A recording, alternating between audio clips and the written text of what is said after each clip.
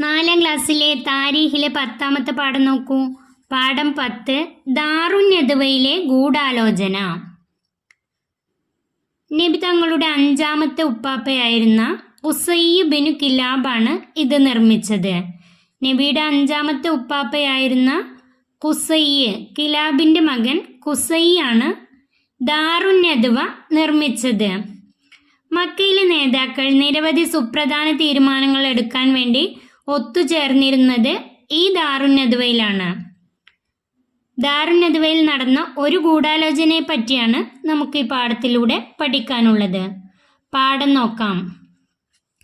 പറഞ്ഞിട്ട് അനുസരിക്കുന്നില്ല, ഭീഷണിപ്പെടുത്തിയിട്ട് ഫലിക്കുന്നില്ല. മുഹമ്മദും ആദർശവും വളർന്നുകൊണ്ടേയിരിക്കുകയാണ്. ഇനി എന്തു ചെയ്യും? പറഞ്ഞിട്ട് അനുസരിക്കുന്നില്ല. നബി തങ്ങളോട് പുതിയ മതം ഉപേക്ഷിക്കാൻ പറഞ്ഞിട്ട് അനുസരിക്കുന്നില്ല, ഭീഷണിപ്പെടുത്തിയിട്ട് ഫലിക്കുന്നില്ല. നബിയെയും ഇസ്ലാം സ്വീകരിച്ചവരെയും ഭീഷണിപ്പെടുത്തി, അതും ഫലിക്കുന്നില്ല. മുഹമ്മദും ആദർശവും വളർന്നുകൊണ്ടേയിരിക്കുകയാണ്. നബി തങ്ങളും പുതിയ മതവും ഇസ്ലാം മതവും വളർന്നുകൊണ്ടേയിരിക്കുകയാണ്. ഇനി എന്തു ചെയ്യും? ഇതായിരുന്നു അന്നത്തെ ദാറുന്നദവയിലെ ചർച്ച.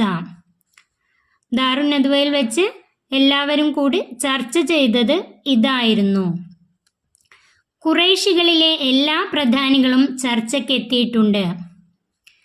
ഖുറൈശികളിലെ എല്ലാ പ്രധാനികളും, പ്രധാനപ്പെട്ട എല്ലാവരും ഈ ചർച്ചയ്ക്കെത്തിയിട്ടുണ്ട്. ചങ്ങലക്കിട്ട് ഒരു മുറിയിൽ അടച്ചിടാം ഒരാൾ പറഞ്ഞു. ദാറുന്നദവയിൽ കൂടിയ ഓരോരുത്തരുടെയും അഭിപ്രായങ്ങളാണിത്. ചങ്ങലക്കിട്ട് ഒരു മുറിയിൽ നബി തങ്ങളെ അടച്ചിടാം, അത് ഫലപ്പെടില്ല. ഒരു പഴുത് കിട്ടിയാൽ തൻ്റെ അനുയായികളുമായി അദ്ദേഹം ബന്ധപ്പെടും. മറ്റൊരാൾ ആ അഭിപ്രായത്തെ തള്ളിക്കളഞ്ഞു. അത് ഫലപ്പെടില്ല. ചങ്ങലക്കിട്ട് ഒരു മുറിയിൽ അടച്ചിടാം എന്ന് പറഞ്ഞത് ഫലപ്പെടില്ല. ഒരു പഴുത് കിട്ടിയാൽ തൻ്റെ അനുയായികളുമായി അദ്ദേഹം ബന്ധപ്പെടും. നമുക്ക് അദ്ദേഹത്തെ നാടുകടത്താം, മറ്റൊരാൾ നിർദ്ദേശിച്ചു. വേറൊരാളുടെ നിർദ്ദേശം, നമുക്ക് അദ്ദേഹത്തെ നാടുകടത്താം, ഈ നാട്ടിൽ നിന്നും മറ്റൊരു നാട്ടിലേക്ക് പറഞ്ഞേക്കാം. അപ്പോൾ ആ നാട്ടിൽ നിന്ന് വളർന്ന് അദ്ദേഹം നമ്മളോട് പ്രതികാരം ചെയ്യും. അങ്ങനെ ആ അഭിപ്രായവും തള്ളപ്പെട്ടു. മറ്റൊരു നാട്ടിലേക്ക് നബി തങ്ങളെ അയച്ചാൽ ആ നാട്ടിൽ നിന്ന് വളർന്ന് അദ്ദേഹം നമ്മളോട് പ്രതികാരം ചെയ്യും. അതും അവർക്ക് ഭയമായി. എൻ്റെ അഭിപ്രായം മറ്റൊന്നാണ്. അബൂജഹൽ പറഞ്ഞു തുടങ്ങിയപ്പോൾ എല്ലാവരും അങ്ങോട്ട് നോക്കി. ഓരോരുത്തരും അഭിപ്രായങ്ങൾ പറയാണ്. അബൂജഹൽ പറഞ്ഞു, എൻ്റെ അഭിപ്രായം മറ്റൊന്നാണ്. അദ്ദേഹം തുടർന്നു, ഓരോ കുടുംബത്തിൽ നിന്നും ഓരോരുത്തർ ആയുധവുമായി വീട് വളയുക.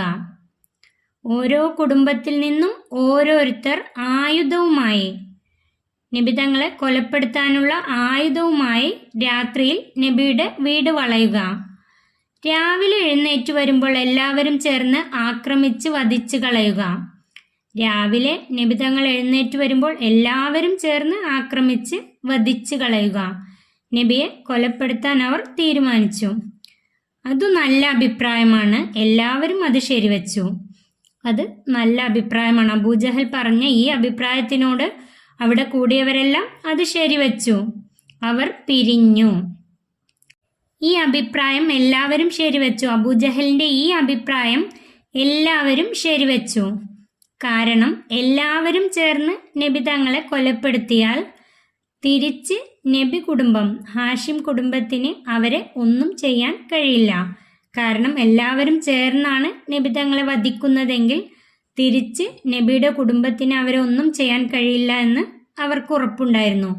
അതുകൊണ്ട് ഈ തീരുമാനം എല്ലാവരും ശരിവച്ചു. അവർ അന്ന് രാത്രി നബി സല്ലല്ലാഹു അലൈഹി വസല്ലമയുടെ വീട് വളഞ്ഞു. വീട് വളഞ്ഞു. വിവരം വഹിയിലൂടെ നബി സല്ലല്ലാഹു അലൈഹി വസല്ലമ അറിഞ്ഞു.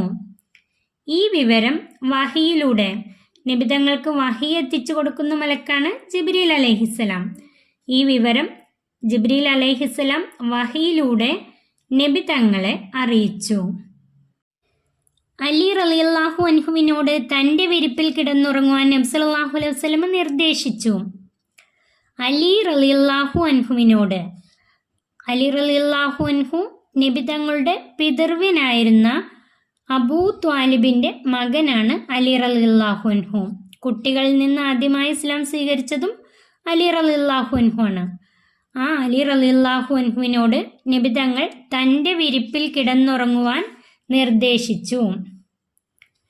രാത്രി അല്പം കഴിഞ്ഞപ്പോൾ ഒരു പിടി മണ്ണെടുത്ത് ഫഅഗ്ശൈനാഹും ഫഹും ലാ യുബ്സിറൂൻ എന്ന ആയത്തോതി വീട് വളഞ്ഞു നിൽക്കുന്നവർക്ക് നേരെ എറിഞ്ഞു.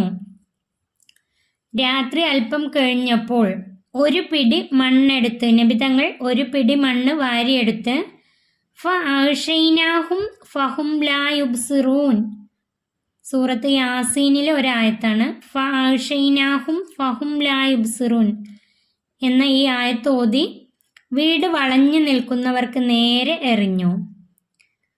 അവരുടെ ഇടയിലൂടെ നബി സല്ലല്ലാഹു അലൈഹി വസല്ലമ വീട്ടിൽ നിന്നും പുറപ്പെട്ടു. നബി തങ്ങൾ ഈ മണ്ണ് എറിഞ്ഞപ്പോൾ അത് അവിടെ കൂടി നിന്നിരുന്ന, നബി തങ്ങളെ കൊലപ്പെടുത്താൻ വേണ്ടി വീടിന് ചുറ്റും നിന്നിരുന്ന എല്ലാവരുടെയും കണ്ണിലാണ് മണ്ണ് വീണത്. അവരെല്ലാവരും കണ്ണിന് കാണാൻ കഴിയാതെ കണ്ണ് അടച്ചു നിന്നു. ആ സമയത്ത് നബി തങ്ങൾ അവരുടെ ഇടയിലൂടെ ആ വീട്ടിൽ നിന്നും ഇറങ്ങി നടന്നു. ഈ പാഠത്തിൻ്റെ തദ്രീബാത്ത് നോക്കാം. പഠന പ്രവർത്തനങ്ങൾ. 1. സന്ദർഭം വിവരിക്കാം. സന്ദർഭം വിവരിക്കാം എന്ന് പറഞ്ഞാൽ അതു നല്ല അഭിപ്രായമാണ്. എന്നുള്ളത് ആരാണ് പറഞ്ഞത്, എപ്പോഴാണ് പറഞ്ഞത്, അതിൻ്റെ സ്ഥലം എവിടെ വെച്ചാണ് പറഞ്ഞത്, അതൊക്കെയാണ് ഇതിൽ എഴുതേണ്ടത്. സന്ദർഭം വിവരിക്കാം എന്നുള്ളതിൽ എഴുതേണ്ടത്.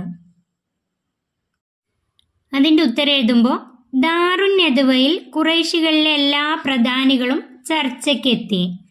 അപ്പോൾ അബൂജഹൽ പറഞ്ഞു, ഓരോ കുടുംബത്തിൽ നിന്നും ഓരോരുത്തർ ആയുധവുമായി വീട് വളയുക. രാവിലെ എഴുന്നേറ്റ് വരുമ്പോൾ എല്ലാവരും ചേർന്ന് ആക്രമിച്ച് വധിച്ചു കളയുക. അതു നല്ല അഭിപ്രായമാണ്. എല്ലാവരും അത് ശരിവെച്ചു. അതുവരെ എഴുതണം.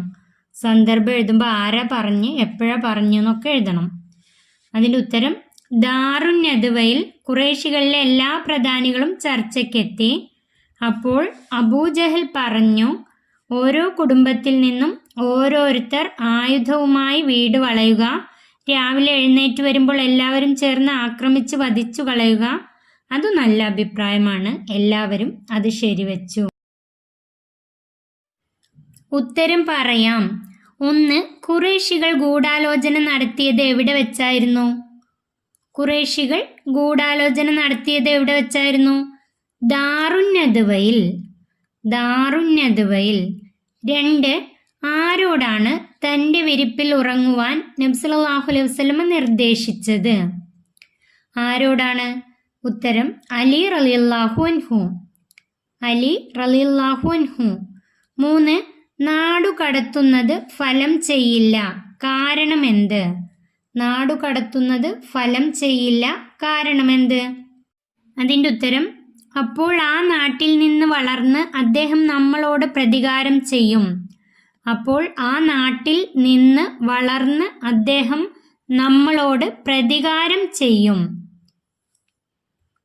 4. മണ്ണെടുത്ത് എറിയുമ്പോൾ നബി സല്ലല്ലാഹു അലൈഹി വസല്ലം എന്താണ് ചൊല്ലിയത്?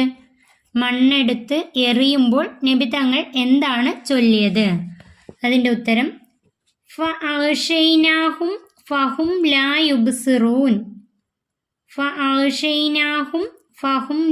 യുബ്സിറൂൻ എന്ന ആയത്ത് ഓതി വീട് വളഞ്ഞു നിൽക്കുന്നവർക്ക് നേരെ എറിഞ്ഞു.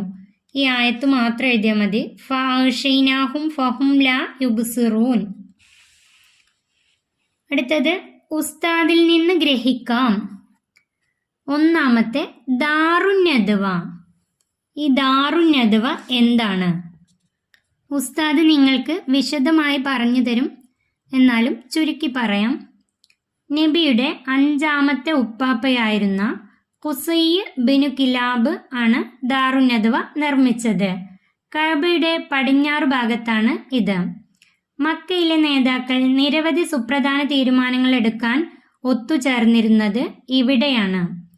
നബി തങ്ങളെ വധിക്കാൻ ശത്രുക്കൾ തീരുമാനിച്ചതും ദാറുന്നദ്വയിൽ വെച്ചാണ്. ഇനി രണ്ടാമത്തെ അബൂജഹലിനെ കുറിച്ചാണ്. മുഹമ്മദ് നബിയുടെ ഏറ്റവും വലിയ എതിരാളിയായിരുന്നു അബൂജഹൽ. ശരിയായ പേര് Abul Hakam Amr bin Hisham. ഖുറൈശി ഗോത്രത്തിന്റെ ഒരു ശാഖയായ മഖ്സൂം കുടുംബത്തിലാണ് ജനിച്ചത്. അബൂജഹലിന്റെ ധിക്കാരത്തെ സൂചിപ്പിച്ച് ഖുർആനിൽ പല ആയത്തുകളും ഇറങ്ങിയിട്ടുണ്ട്. നബി തങ്ങൾക്കെതിരെ ഖുറൈശികൾ നടപ്പിലാക്കിയ സാമൂഹിക ബഹിഷ്കരണത്തിന് നേതൃത്വം കൊടുത്തതും പ്രവാചകനെ വധിക്കാനുള്ള പദ്ധതി തയ്യാറാക്കിയതും അബൂജഹലാണ്. ബദർ യുദ്ധത്തിൽ നബിക്കെതിരായി സൈന്യത്തെ നയിച്ചത് അബൂജഹലാണ്. എന്നാൽ അബൂജഹൽ ബദർ യുദ്ധത്തിൽ കൊല്ലപ്പെട്ടു. ഈ പാഠം ഇവിടെ അവസാനിക്കുന്നു. 4ാം ക്ലാസ്സിലെ പ്രിയപ്പെട്ട കുട്ടികൾക്ക് വീഡിയോ ഉപകാരപ്പെട്ടാൽ ചാനൽ സബ്സ്ക്രൈബ് ചെയ്യാനും വീഡിയോക്ക് ലൈക്ക് ചെയ്യാനും മറക്കല്ലേ.